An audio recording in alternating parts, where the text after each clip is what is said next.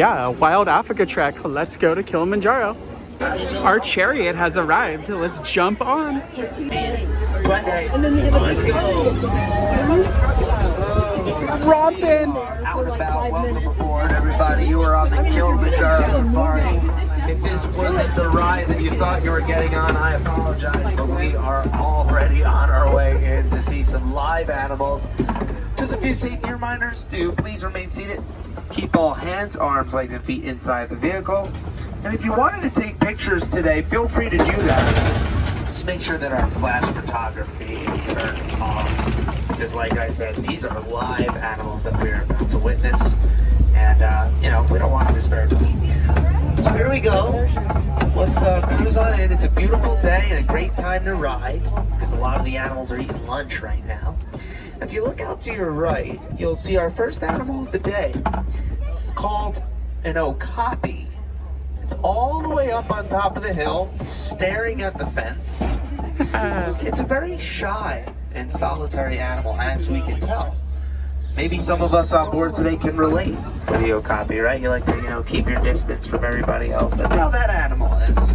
But it's very cute, and you can probably see it on your animal spotting guide up above your head too, if you didn't get a good view of it.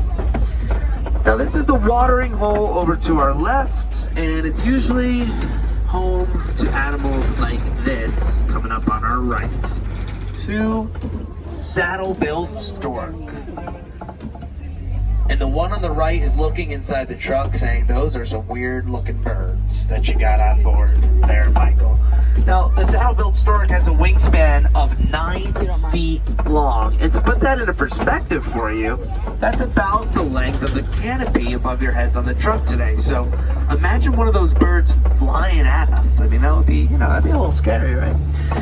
Take a look all the way out to the left, up on top of the hill. Those animals with a beautiful orange coat, those are bongos. The bongos are known as the ghost of the forest. Ooh, the ghosts, because they are number 1 when it comes to blending in.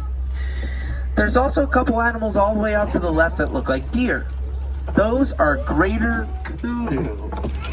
And you might notice that I'm going very slowly. That's because of the kudu. When they get startled, they jump straight up in the air and they start running. And they'll hop over bushes and fences and shrubs, kind of like they're running from the cops. So I take it nice and easy when we're passing by them because I don't want to scare them. Let's go down this hill, see what's in the Safi River today. Okay, there's a lot of pink-backed pelicans. That's these white birds. They are colonial nesters. What that means is they're usually found in very large groups. You're never really going to find one of these pelicans off by themselves. Now out to the left, the Nile hippopotamus are swimming around, or I guess lounging around today. When there is a group like this, it is known as a bloat. A bloat of hippos, a bloat.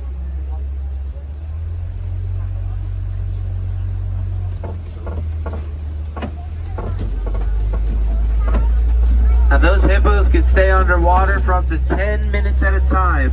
And if you ever wondered, how did they come up with that word, hippopotamus? Well, it actually originates from a Latin term, river horse.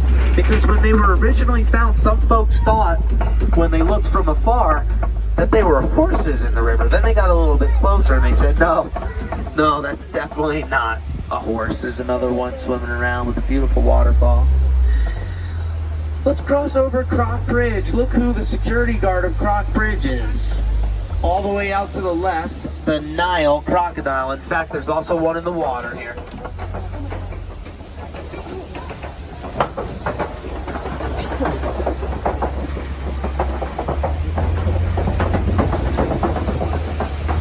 Those Nile crocodiles can grow to be up to 16 feet long, and they can live to be 45 years old. They're also an animal out here in Africa that, let's just say, tends to have a lot of disagreements with other animals. So 45 is a pretty good life expectancy for them.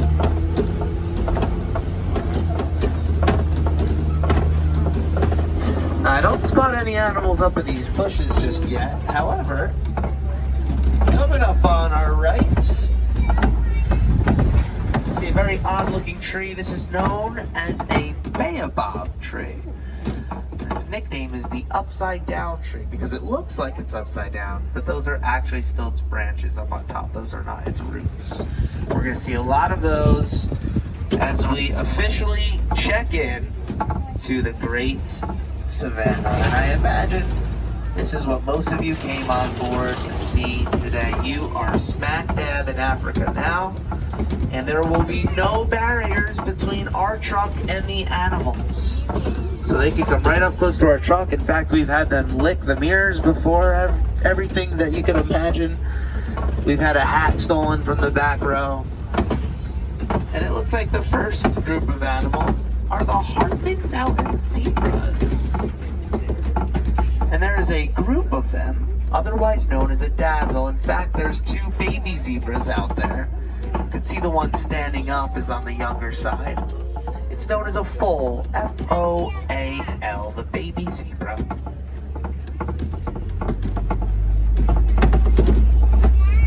Now that beautiful coat pattern that the zebras have, it's called an imprint. All of them have a unique imprint, even though it might look similar to us humans. They're all unique, that's how they tell each other apart. Now this is gonna be almost impossible to see, but you might be able to if you have a sharp eye. If you look to the right of the cave, you'll see a log there. And sleeping next to the log are 2 African painted dogs. And I know they may look cute and cuddly, folks, but they are anything but that. They're some of the most fierce predators in all the wild. You might notice that's why a fence is up. And those African painted dogs have an even better success rate in their hunts than lions do. Imagine that. Out to the left, you'll see the sable antelope with those long spiraling horns. The sable antelope are the official emblem of our reserve. And we chose them because they're very family-oriented creatures. And we figured, hey, we have so many friends and family coming to visit us every day. The sable antelope just seemed to be a perfect representative for us. Some termite mounds over to the left. You might notice those and think they look like eyesores. They're actually very important out here in Africa. They help to keep insects away. They also work as a scratching post for the animals, too.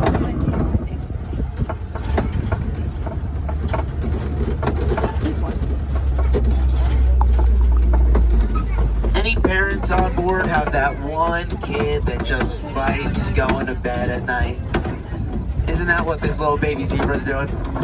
Everybody else is sleeping, and it looks like that little baby zebra's just like, but I just don't want to go to bed yet.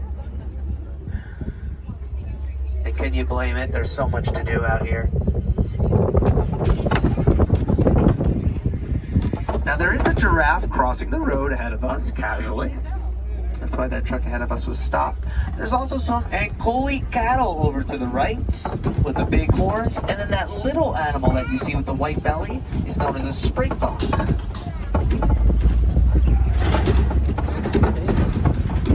Wow, this is going to be cool. We are about to walk in two-way traffic with a Maasai giraffe. So we're going this way, the giraffe's going that way.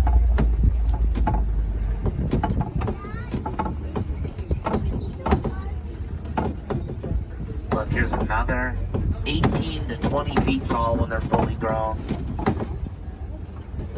And this is just one of my favorite parts about the savannah. I mean, look at how big this giraffe is, yet it's sharing the turf with this beautiful little springbok, right? Oh, and there's actually an Ankoli cattle back there behind the bushes too. I love seeing all of them together.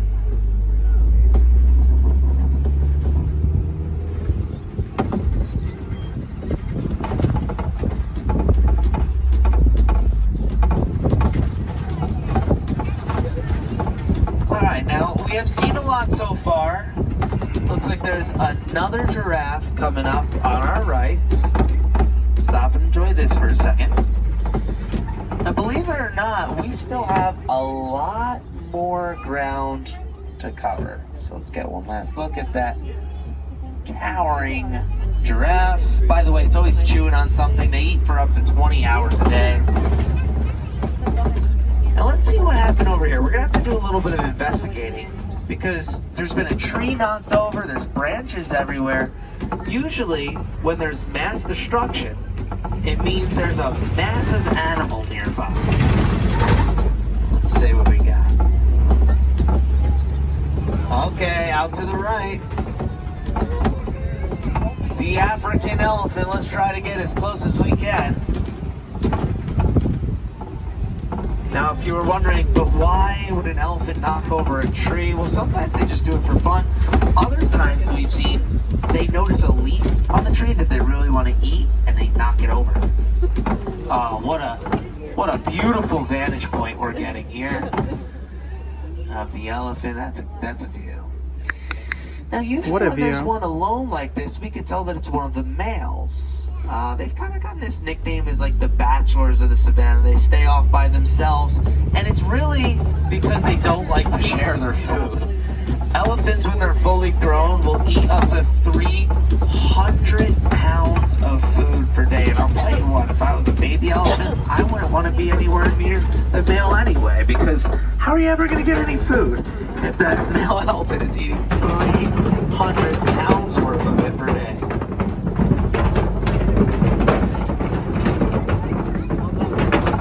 I don't want to worry anybody on board, but we are pretty deep in the woods here. Some might say we are lost in the woods. Let's see. Do you see a sign up here trying to make out the writing? It says Eastern Africa. All right. It's like some tusk marks in the clay. That might mean there's some more elephants nearby. Oh yeah. Up to the left, there's another elephant. Look at that.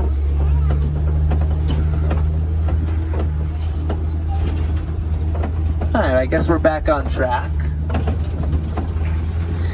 Now, elephants will dig their tusks into that red clay that we saw to get vitamins and minerals. Much like maybe a human being takes a vitamin to start their day, same thing for the elephants.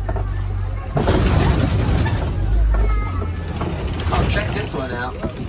Over to the left, this animal with the beige coat, this is an eland. The largest antelope of the entire species, 800 pounds when it's fully grown. Imagine clocking in at 800 pounds.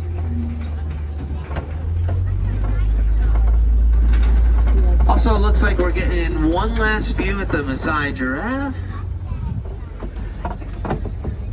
Wow, look how close we're about to get.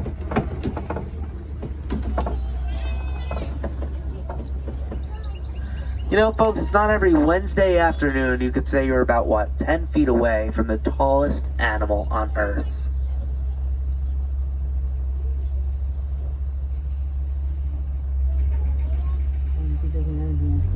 So cool. We are about to get our tires a little bit wet as we dive into the water. Looks like there's a couple more elephants out there to the left.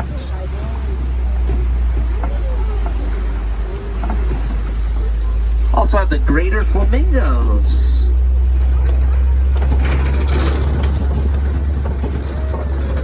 Have you ever wondered why they are pink? That's because flamingos have a strict diet of shrimp. That's probably what they're eating right now. And that shrimp has a mineral inside of it called beta-carotene. That's actually what turns them pink. Let's cut through here. Headed into Western Africa now.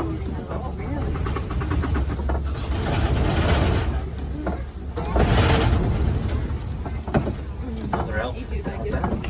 Now, Western Africa has been known to be home to some big-time predators, animals that like to hunt. So let's keep our heads on a swivel. Try to get through here unscathed. Uh-oh. Look all the way out to the right. There is a group of white rhinoceros, 5,000 pounds apiece. Fun fact though, they probably can't even see us. They don't have the greatest eyesight. However, they make up for that with exceptional hearing. So they might be able to hear us as we pass by. Pretty large mud pit over to the left. Animals love the mud, much like we would a resort pool. Let's wait for them to cool off on these hot days. Let's see. Let's see if there's anything up in these hills to the left. Uh-oh, I see something.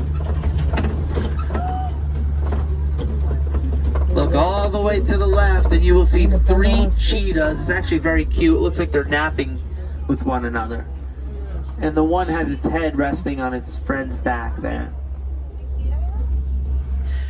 Now there are 3 cheetahs out there, all of which are female. I like to call them the cheetah girls. And they're extremely fast, obviously, as we know. In fact, they're the fastest land animal on Earth. They go 0 to 60 in 3 seconds.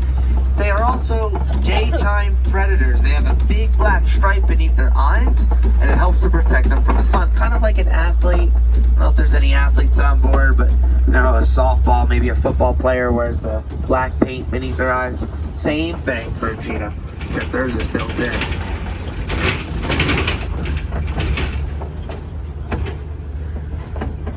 Looks like some Kopi rocks over to our left. Very famous rocks out here in Africa. Also have another white rhino over to the right. Let's try to get a better view of them as we come around this next bend. Now, as we know, Kopi rocks are usually home to the lion pride. It serves as a nice place to raise some cubs because of all the crevices and divots. You know, if another lion comes by and tries to take over the rock, at least you can hide the babies. Oh, out to the left there are warthogs. I heard some Pumbas back there. You're exactly right. Warthogs actually build their own home, so it might look a little messy, but they do a pretty good job. They're like nature's conservationists, so to speak. The warthogs, Pumba.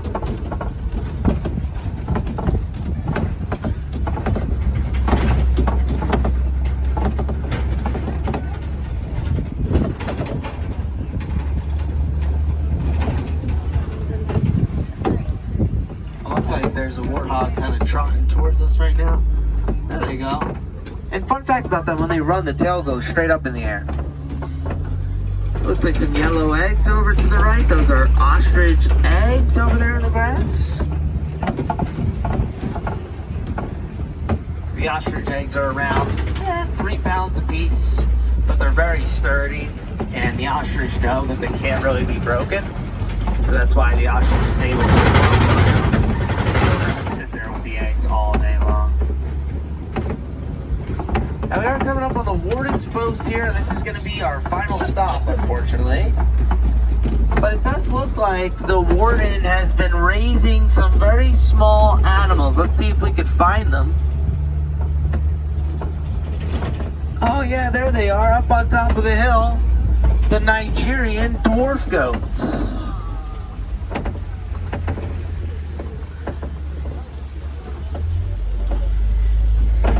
Very playful creatures.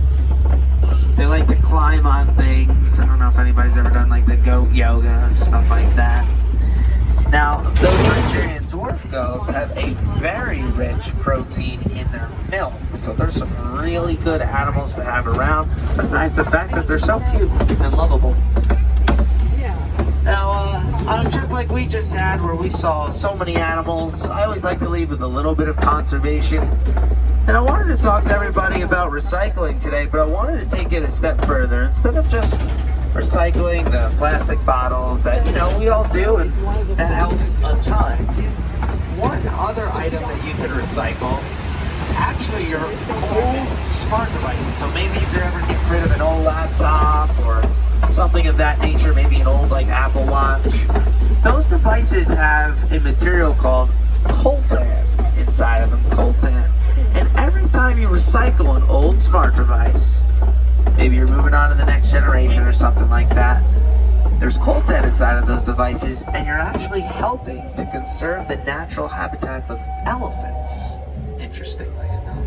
So even like my radio that I have up here. When we're done using it, maybe 10, 15, 20 years from now, we recycle it. You're helping to conserve the natural habitat of one of those elephants that we saw today. Pretty cool, right? Now I do hear the village music over to the right, and that's a good sign for all of you because that means we made it back safely.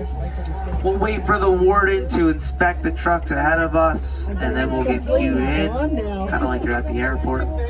And we'll have you off to your next journey shortly. Take this time to look around the rows that you're in, make sure you're not leaving any of your valuable items behind. Now, if you're looking for some... Well, that was super cool. I mean, you can never go wrong on a cold day going on a safari here, or if you go early in the morning too, because that's when like the most of the animals are out. So that was pretty awesome in its own Kilimanjaro way. Well, thank you guys for watching this POV. Please be sure to like, comment, share, subscribe here on YouTube, because you never know what other random things I might film for you. Maybe I'll film Kilimanjaro safaris one more time when it's hot. Nah, it's better when it's cold. Either way, I'll find something cool for you always. Love you all. Like, comment, share. Peace.